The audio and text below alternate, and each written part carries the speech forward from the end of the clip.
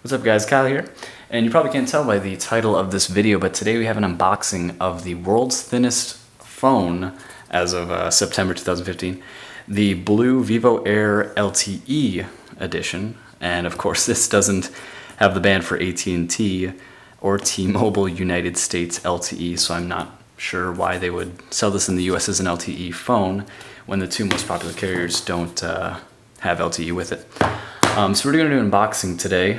I'm really excited to see exactly how thin this phone is. It's quoted as 5.1 millimeters thick, but I'd like to know if that's true. Is that rounded?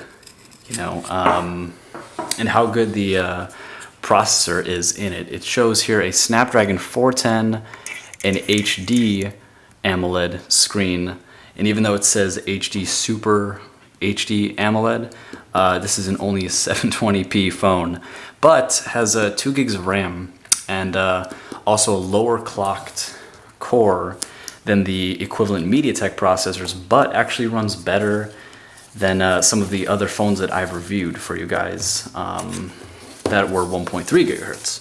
So I'm very curious to see how this phone runs, and also I'll put the specs up on the screen. This has a 2050 milliamp hour battery, so definitely one of the smallest battery phones I've ever used.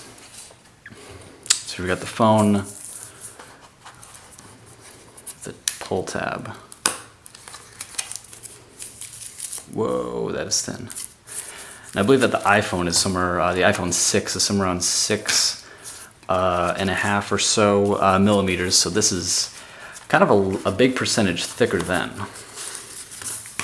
And also some of the reviews that are currently out show that this phone has a pretty good camera. So I'm curious to see how an 8 megapixel camera, generally on Android phones they don't have good software support to make 8 megapixels really go far.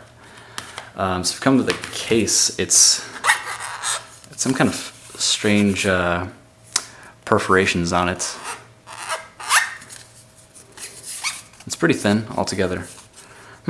Feels cool. Really cool case for earbuds. And let's see how many amps this charger is.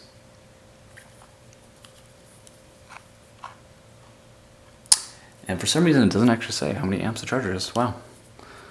Well, 2000 milliamp hour battery should not need a high amp charger to charge the phone. Such a small battery is going to charge 100% really quickly anyway. Wow. That is a thin phone. Get a comparison here, the Moto E 2nd gen. How thick that is. That is just worlds thinner.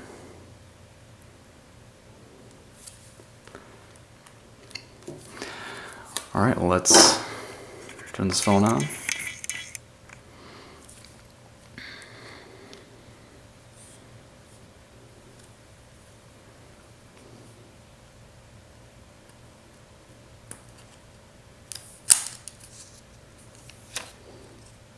Now 2 gigs of RAM, 5 megapixel front-facing camera, 5.1 millimeters.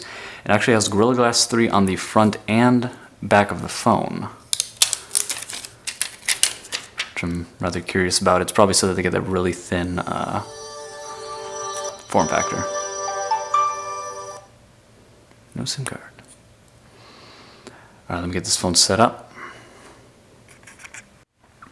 Alrighty, now I got the phone all set up here. Wow, if you've ever felt a phone with a removable battery and you've taken the battery out, and that's just what it feels like. This phone is insanely thin.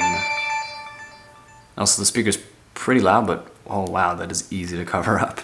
I really would prefer, bottom speakers. If their main goal of this phone was to make it thin, I mean, they succeeded, but I hope there's not a lot of, there's some give and take. So I hope there wasn't too much take, out of this phone. So I'll definitely go through, the phone and my full review, how I feel about it, the Snapdragon 410, how how it plays out, if it holds up, you know, if the battery will suffice for such a low clocked processor, we'll have to see. Let's do a quick tour of the phone. Here's the sleep wake button on the right side with a strange shaped SIM card slot. Top is nothing. You can see these cutouts for the bands on the side and the top. Left side is your volume.